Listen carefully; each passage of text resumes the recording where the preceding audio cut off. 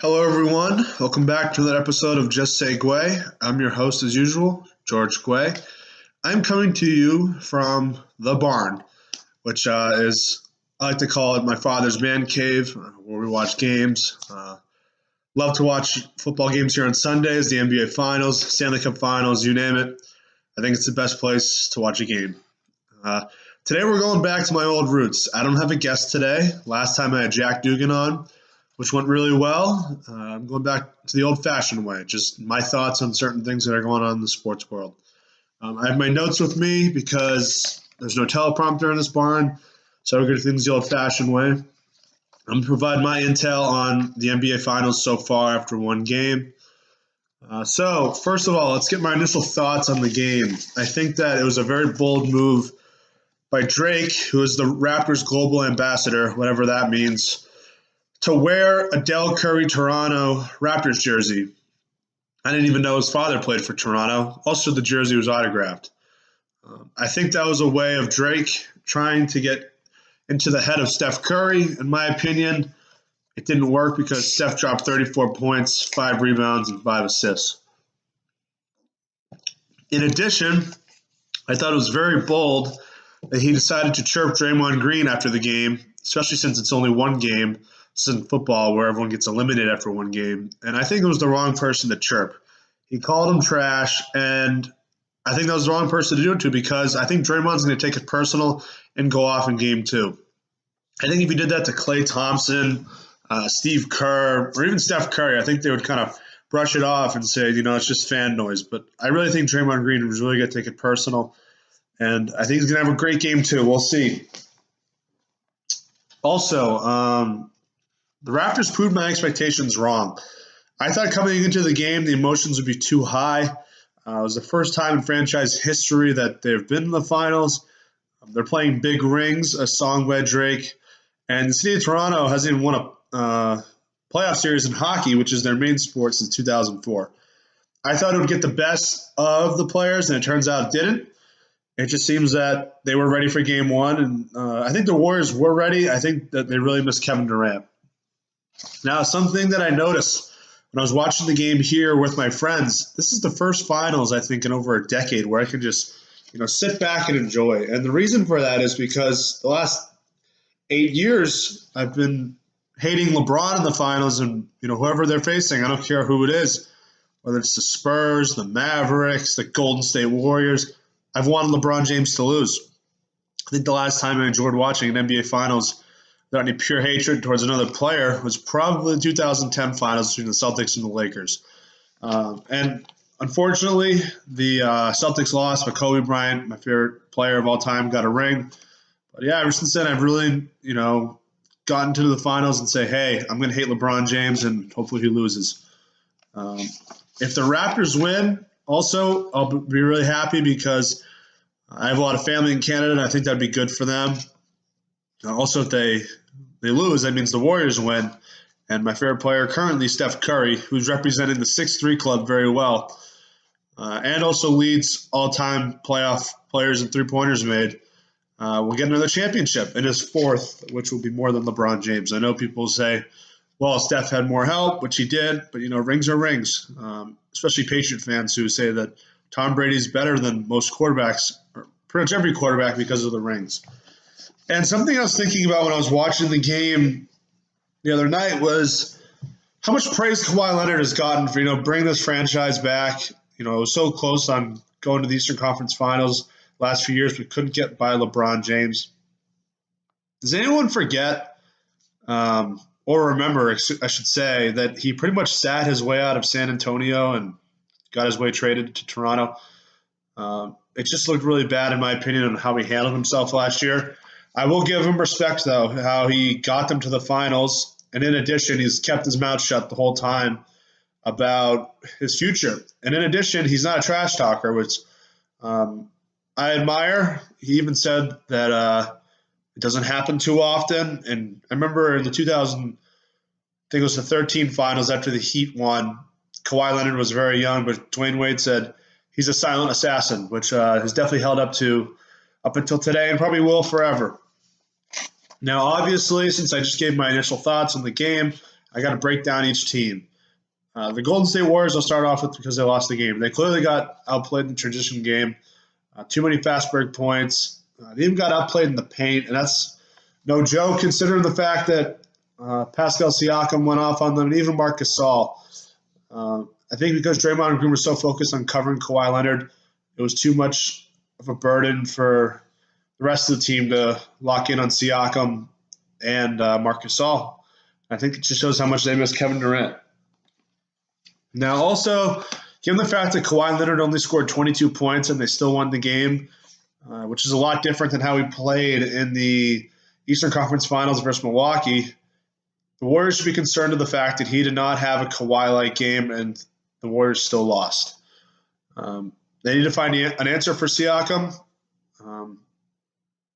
because he only shot 2 free throws in the whole game. And I think that if he has another game like that, the Warriors are in trouble and will go down 0-2.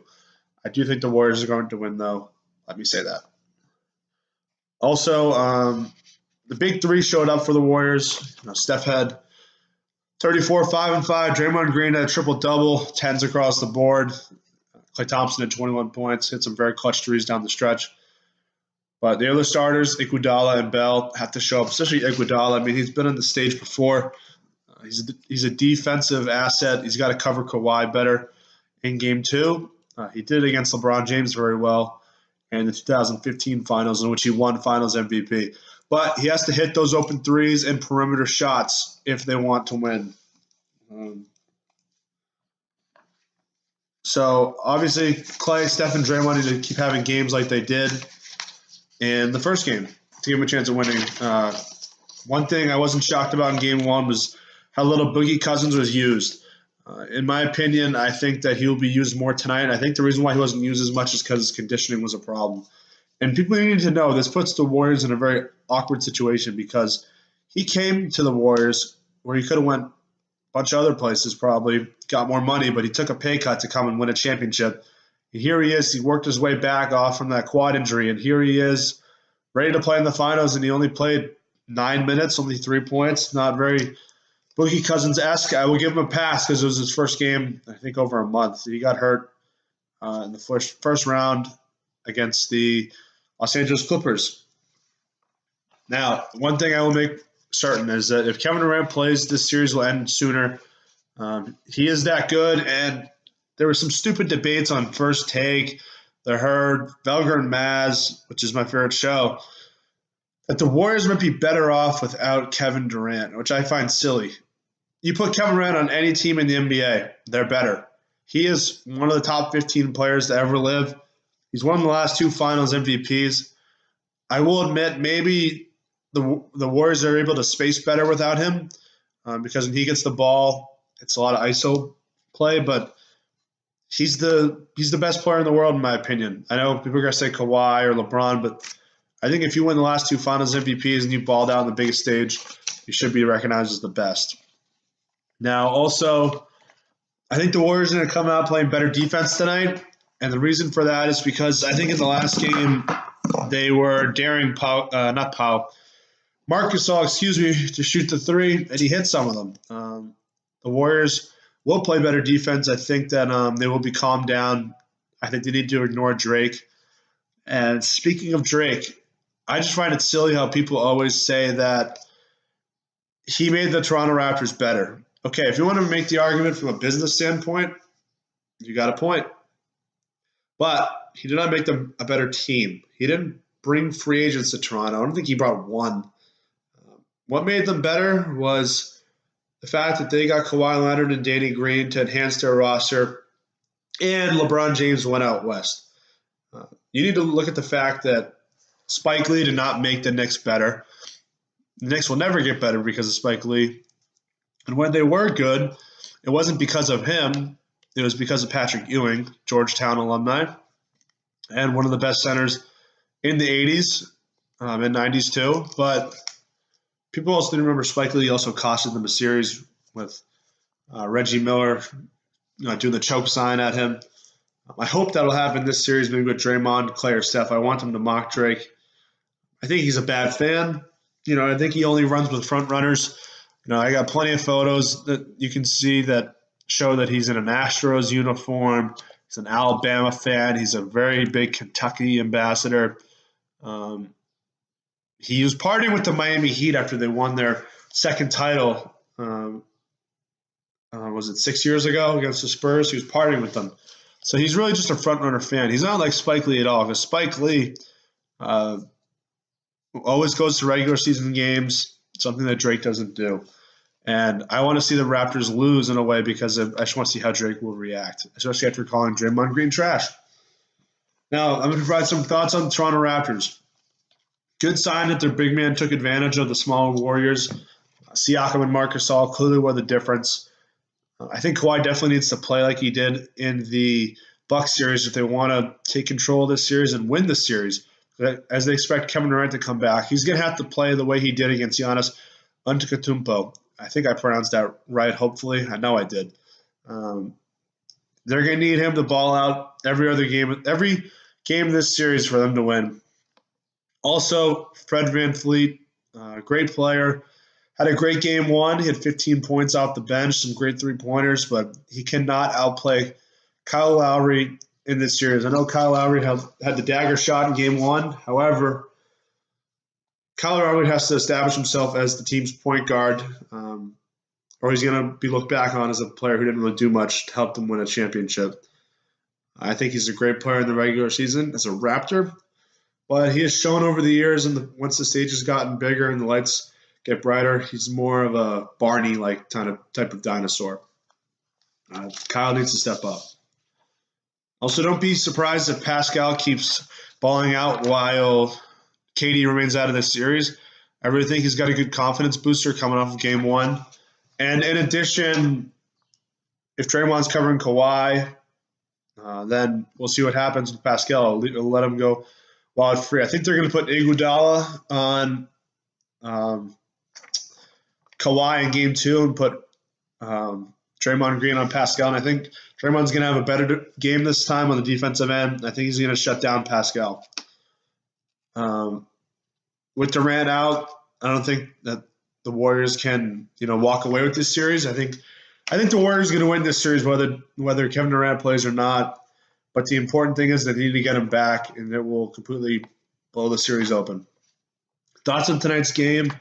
I think the Dubs take the Raptors down, and I think Drake sits down a lot more. I'm calling the hero tonight will be Klay Thompson. I think he's going to have a great game. I know Draymond will have a better game than game one, even though that's hard to do with a triple-double, but I think he's going to have a bigger impact on the defensive end. Also, I wish this series didn't have a big layover as it did with 2 days off. I think it should be every other day, like the Stanley Cup final, unless they switch, cities. But obviously, I think they wanted it tonight because they don't want it the same night as the Stanley Cup final. Even though the NBA would get more ratings, they want more tonight. Now, I think the Warriors will win tonight. I think they'll have a comfortable win. And thank you for watching that episode of Just Say Guay.